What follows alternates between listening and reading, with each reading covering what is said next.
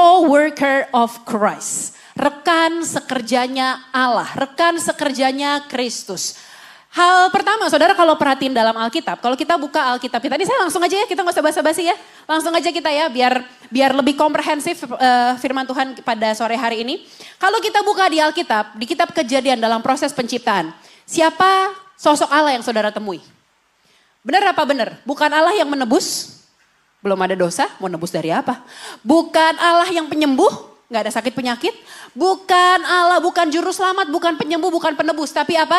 Saudara tahu nggak? Saudara menyadari sesuatu nggak? Di Kejadian, di awal Alkitab, kita menjumpai Allah sebagai pekerja. God is a worker. Dia pencipta. God the creator.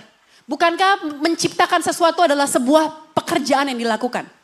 God is a worker. Saya akan buka dengan kalimat ini. God is a worker. Firman yang pertama kali keluar dari mulutnya bukan sembuhlah, bukan bangkitlah, berjalanlah, bukan keluarlah, ngusir setan. Tapi firman yang keluar dari mulutnya adalah jadilah. Jadilah, dia menciptakan. Kita lihat Kejadian 2 ayat yang kedua. Ketika Allah pada hari ketujuh telah menyelesaikan pekerjaan yang dibuatnya itu, berhentilah ia pada hari ketujuh dari segala pekerjaan yang telah dibuatnya itu. See? Our God is a worker. Tuhan kita adalah pekerja. Gini loh, apa yang Allah kerjakan? Kita lihat ya, waktu Allah menciptakan, setiap harinya dia bilang apa? Allah melihat semuanya itu dan Allah melihatnya baik. Artinya apa yang dia ciptakan dari hari pertama sampai hari yang ke-6, dia bilang semuanya itu Allah melihatnya dan melihatnya sebagai baik. Berarti apa yang dia kerjakan tidak memberikan paycheck kepada dia, gak memberikan upah, gak memberikan slip gaji sama Allah, tapi memberikan yang namanya satisfaction. Memberikan yang namanya kepuasan buat Allah. Makanya dia bilang, baik, Allah melihat semuanya baik, Allah memberkatinya. Allah menciptakan langit, bumi dan segala isinya dengan begitu indah saudara sekalian. Setiap harinya Allah bilang, maka Allah melihatnya baik.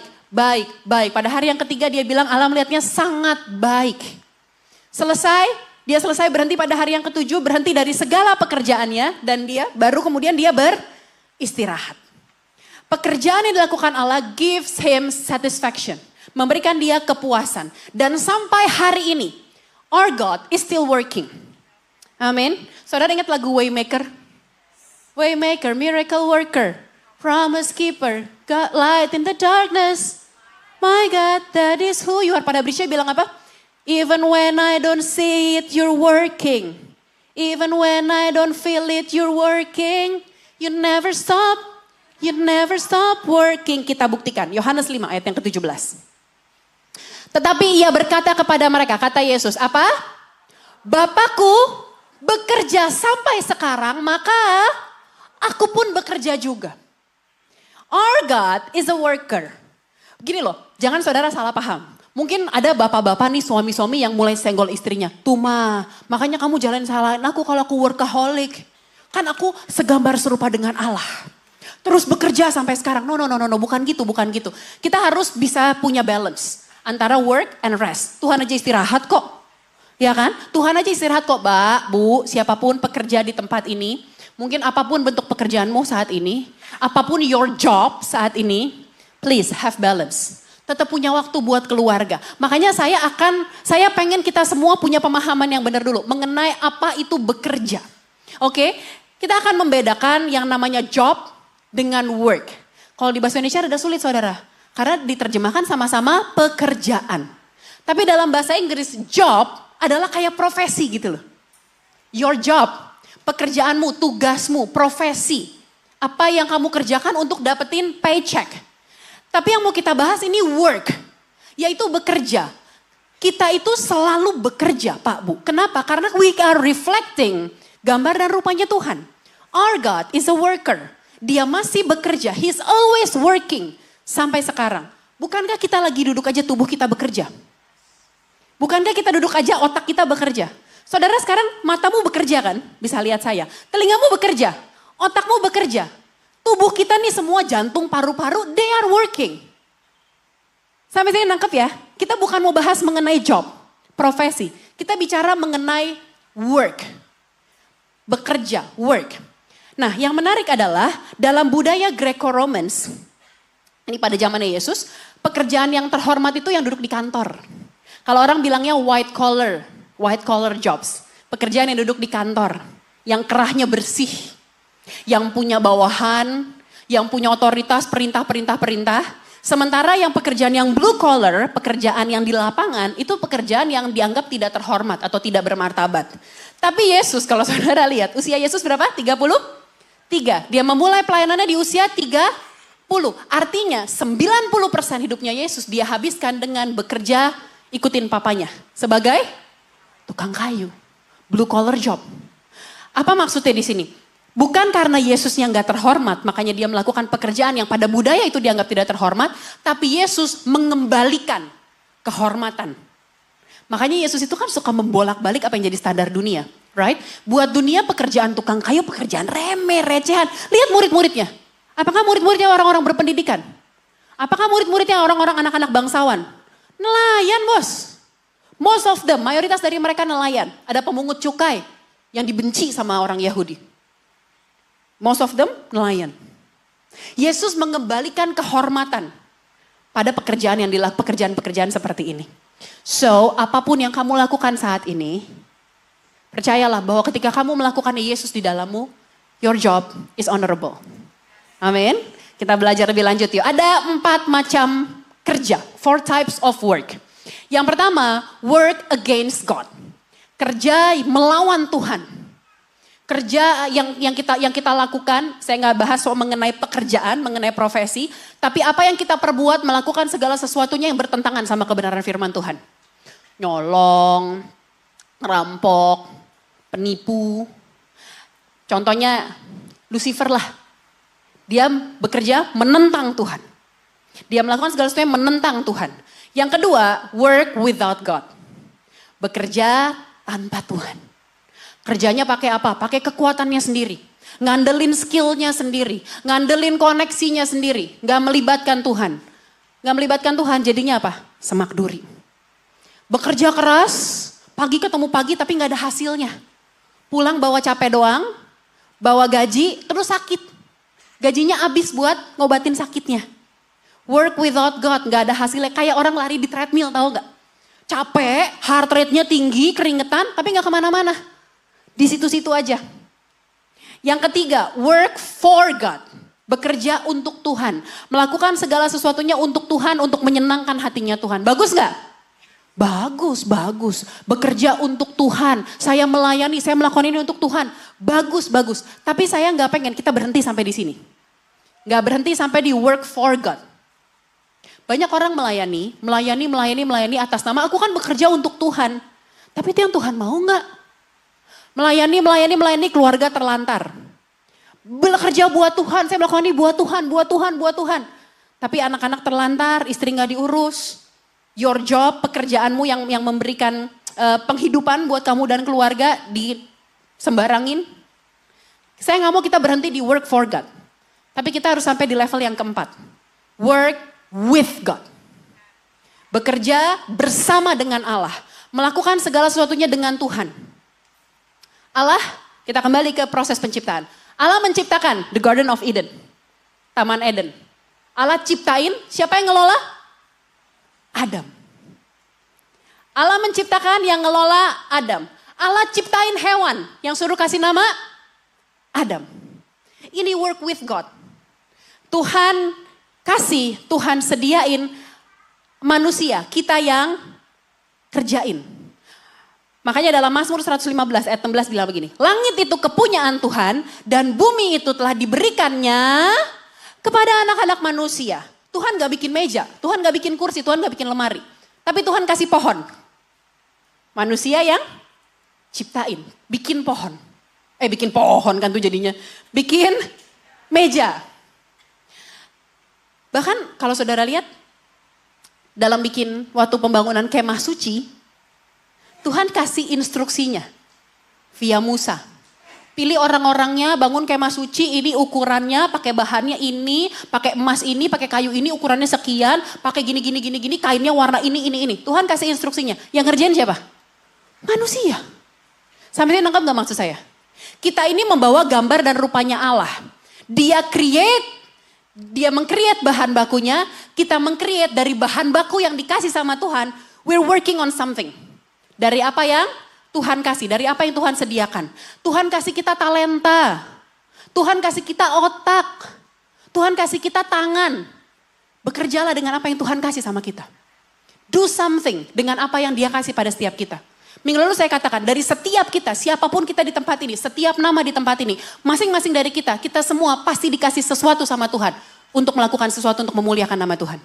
Ingat di minggu yang pertama saya bilang apa? Karena kita ini ciptaan Allah, dipersiapkan untuk perbuatan baik yang telah dipersiapkan oleh Allah sebelumnya.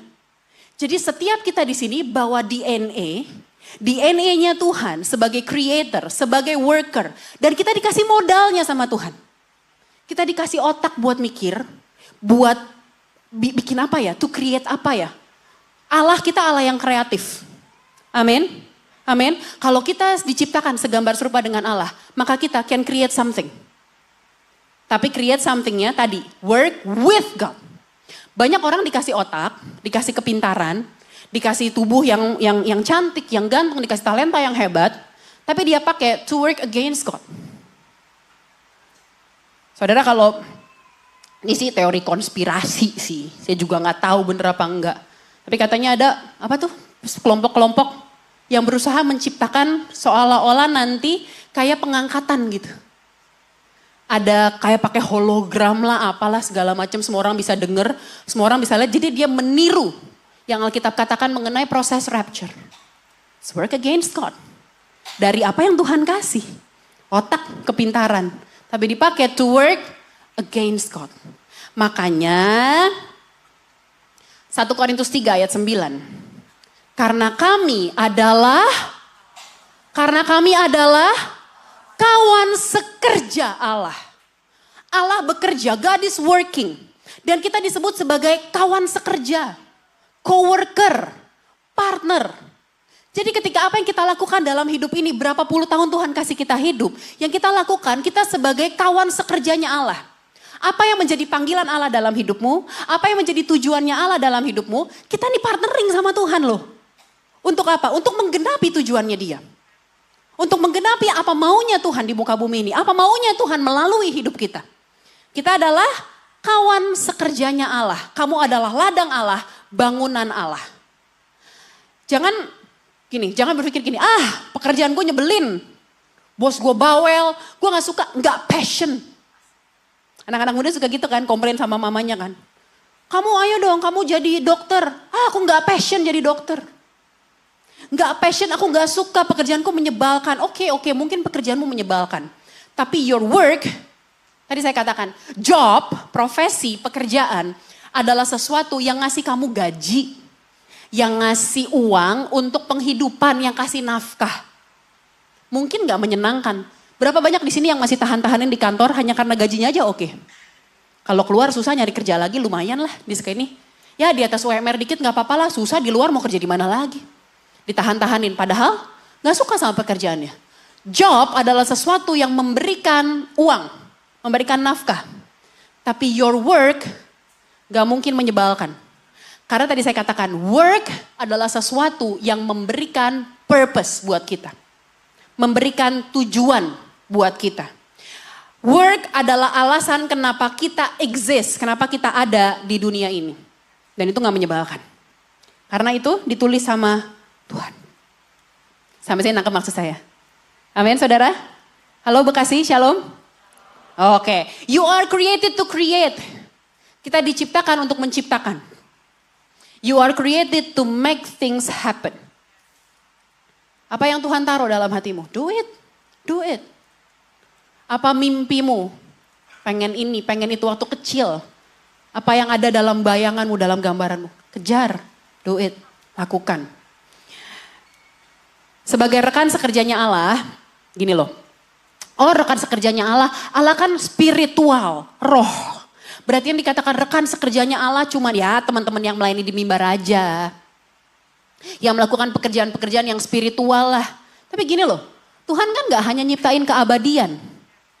Gak hanya nyiptain eternity. Dia juga ciptain pohon, hewan-hewan. Emang itu abadi? Kan mati. Nanti kan dibilang langit dan bumi akan lenyap berlalu. Semua kan diciptakan sama Tuhan. Dokter misalnya. Jadi dokter, bukan kawan sekerjanya Allah lah. Kan ini ngurusinnya badan. Lo kan Tuhan juga ciptain badan.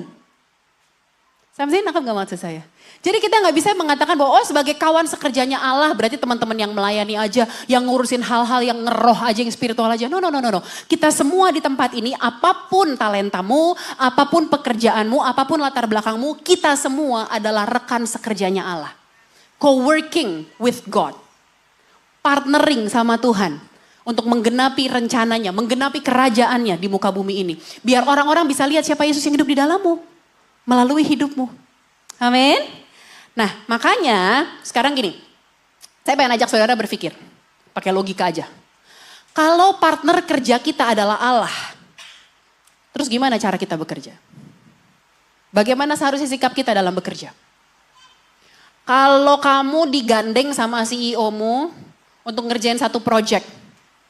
Bakal ngerjainnya males-malesan atau kerjain dengan sungguh-sungguh? Ada yang mau kerjain sambil males-malesan? Proteng. Apaan tuh proteng? Project thank you. Kalau digandeng sama owner, ditunjuk, owner perusahaan. Saya mau kamu ya kerjain project yang ini ya, buat tengah tahun, buat semester depan. Kira-kira saudara bakal ngerjainnya asal-asalan atau dengan sungguh-sungguh? Dengan sungguh-sungguh. Kenapa sama manusia kita melakukannya sungguh-sungguh?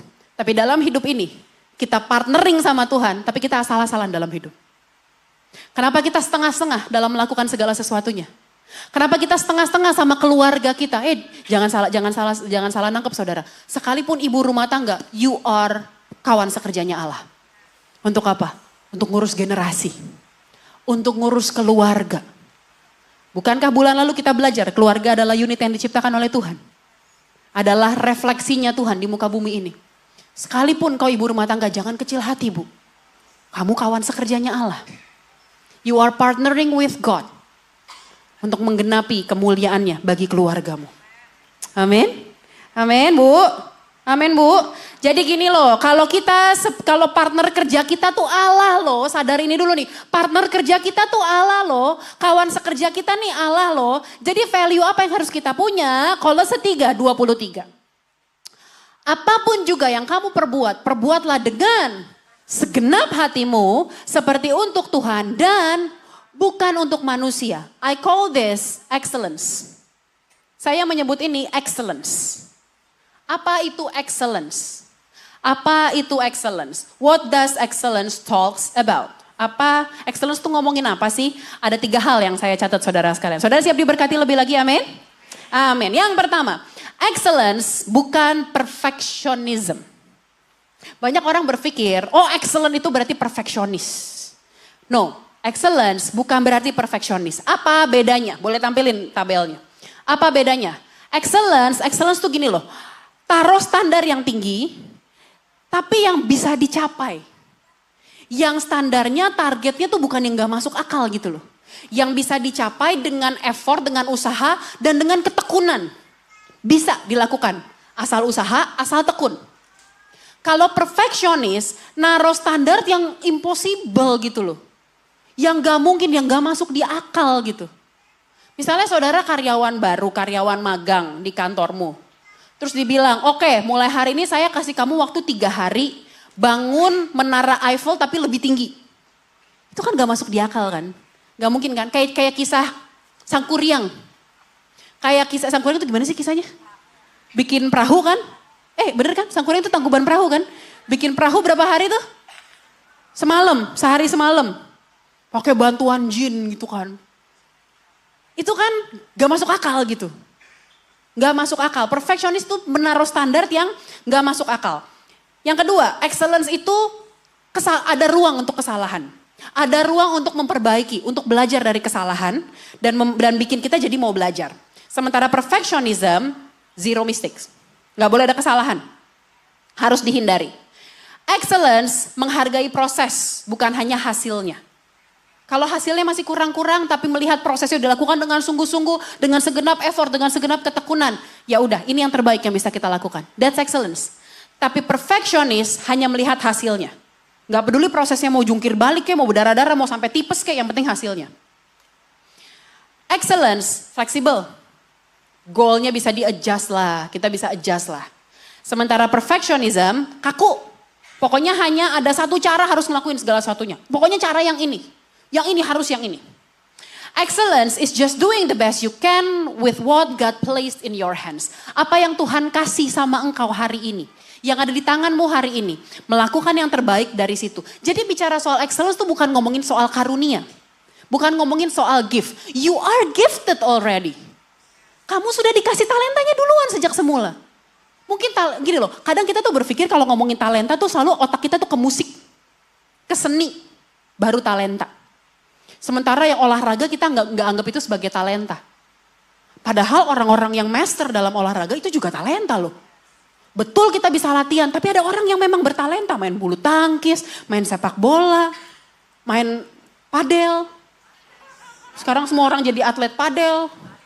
Pilates, ibu-ibu abis nganter anak sekolah lari ke studio pilates, pulangnya minum matcha. Ibu-ibu Jaksel. Sampai mana tadi? Talenta. Orang bisa masak itu juga talenta loh. Orang dikasih resep, bener gak Bu? Orang dikasih resep yang sama, tangan yang masak beda, rasanya beda. Bener gak? Padahal resepnya sama. Kita dulu tuh, Chef Devina Hermawan. Wow, itu kan kalau ngasih resep kan paling ini kan, detail kan. Enak tuh ngikutin resepnya Chef Devina Hermawan. Tapi pas kita yang masak kok gak enak sih? Kok beda sih rasanya? Talenta. Kita lagi gak ngomongin soal gift. Kita semua dikasih gift. Kita semua dikasih talenta yang beda-beda. Ada yang talentanya jualan loh. Beneran ada yang talentanya jualan. Gak tahu kenapa kalau dia jualan kok achieve mulu ya. Padahal kayaknya sama cara gua. Kok kayaknya dia tuh bisa attract orang aja gitu. Kadang saya percaya itu bukan hanya bisa dipelajari, tapi memang ada talentanya orang. Untuk public speaking, untuk jualan. Kita semua dikasih talenta. Jadi kita gak ngomongin excellence, gak ngomongin soal karunia. Karena kita semua diberikan karunia itu. Tapi excellence adalah spirit yang harus kita bangun. Spirit yang kita bangun. Saya udah punya ini, saya dikasih talenta bisa ngomong di depan umum. Apa yang bisa saya lakukan dengan talenta yang Tuhan kasih ini? Saya dikasih talenta bisa nyanyi, gak fales, pitch perfect. Apa yang bisa saya lakukan? Cuma masang YouTube, dengerin artis nyanyi. Terus kita paling sibuk komenin, kok fales ini orang? Ya lu nyanyilah. Excellence bicara soal spirit, apa yang udah kita punya, what can we do? Dengan apa yang udah Tuhan kasih buat setiap kita. Setiap orang jualan barang dan jasa, tapi hanya sedikit yang nawarin kualitas. Benar gak? Hanya sedikit yang nawarin kualitas. Contoh coba bayangin gimana servis di hotel mewah bintang 5. Gak pernah ke hotel bintang 5? Pernah lah, jemaat KC diberkati lah. Nah gitu aja, amin lu kenceng kan? Tadi gue khotbah, gadis worker diem aja semua. Bayangin servis di hotel bintang 5. Kalau kita lihat dari jauh aja, kita udah bisa rasain vibes gedungnya beda kan. Kita bisa lihat gedung-gedung daerah SCBD, kita bisa rasain tuh vibes-nya tuh udah intimidating gitu ya kan. Udah mengintimidasi gitu, oh gila bangunannya tinggi-tinggi, mewah gitu kelihatannya. Terus kemudian dari parkiran, itunya security car check-nya aja tuh ramah gitu. Ramah tapi tegas gitu kan, pakai anjing labrador, anjing herder, ngecek mobil. Baik terima kasih, mohon maaf izin permisi cek bagasinya. Ya masuk. Masuk sampai di lobi, bukain pintu. Selamat pagi dengan senyum Hermes kan. Selamat pagi, selamat datang di Hotel ABC gitu.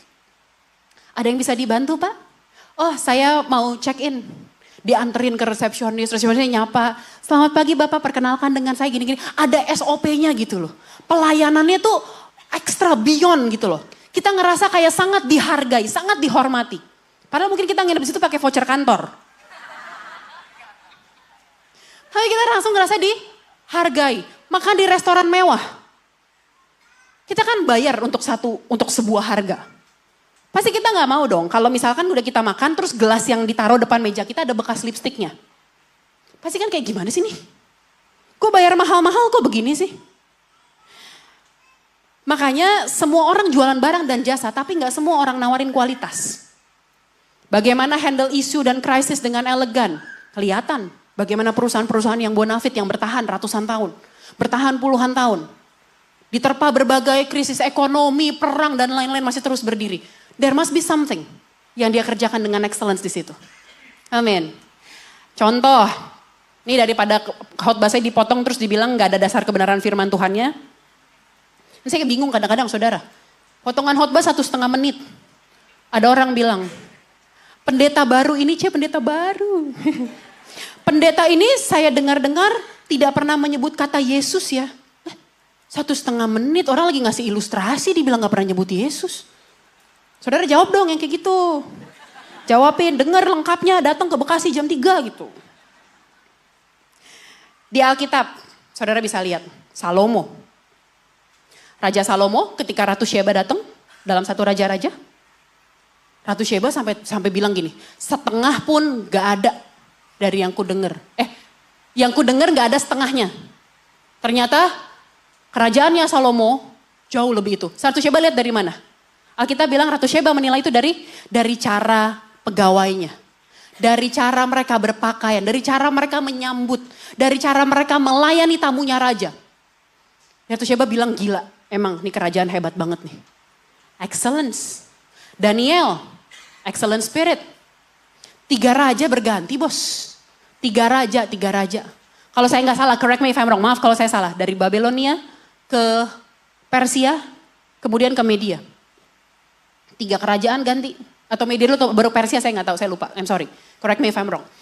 Tapi 3 kerajaan, Daniel tetap dipakai jadi petingginya kerajaan. Padahal dia awalnya sebagai orang Yahudi, statusnya adalah budak. Buangan. Pembuangan ke Babel, dia salah satunya, anak-anak muda. Anak muda sama teman-temannya Syadrak, Mesak, Abednego. Jadi budak anak-anak muda dibuang ke Babel. Tapi karena excellent spirit yang dia punya, 3 kerajaan tetap pakai dia dalam posisi tinggi. Orang kan biasanya kalau ganti bos, satu rombongan ganti kan. Satu gerbong ganti semua kan. Sampai asistennya semua ganti semua. Tapi Daniel statusnya orang asing, budak, 3 kerajaan terus pakai dia. There must be something pada orang ini. Yusuf ditaruh di mana aja, perkenanan Allah ada atas dia. Di penjara jadi narapidana teladan. Di tempatnya Potifar jadi pegawai teladan. Disayang sama Potifar. Sampai istri-istrinya juga sayang sama dia. Di penjara jadi narapidana teladan. Ketika dia masuk dalam istana, disayang sama Firaun. Jadi perdana menteri teladan. Excellent spirit. Makanya saya mau bilang sama jemaat Kerinduanku Church, don't settle for average. Jangan merasa cukup dengan dalam mediocre aja lah. Rata-rata cukup lah. Ya udahlah kalau misalnya anak-anak muda nih yang ujian. Ya udahlah yang penting lewat KBM cukup lah.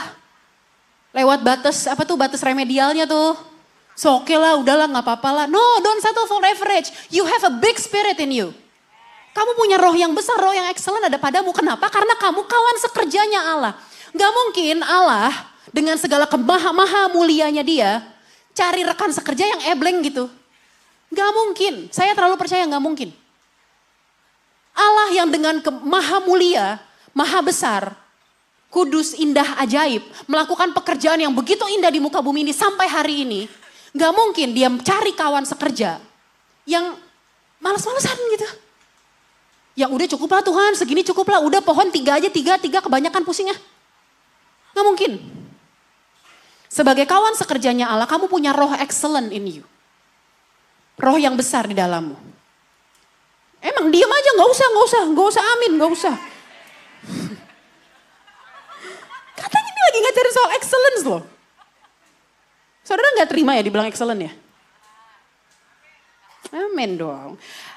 Kalau kita selalu menerima dan ya udahlah mengaccept kekurangan kita, maka excellence gak menjadi bagianmu. Kamu tuh gak dilahirkan untuk jadi biasa-biasa aja. Halo. Amin. Kamu gak dilahirkan jadi biasa-biasa aja. Bapak-bapak mungkin yang udah usianya lanjut. Jangan berpikir ini mah khotbah buat anak-anak muda nih. Saya mau ngapain lagi lah udah umur segini. Tadi kan saya bilang. Kita gak ngomongin soal job. Kita ngomongin soal work. Ayo work excellently for your family. Layani keluargamu Pak. Bu, layani keluargamu. Anak-anakmu. Bicara soal excellent spirit gak terbatas pada umur. Selama kita masih hidup, kita disebut kawan sekerjanya Allah. That excellent spirit lives in you. Amin.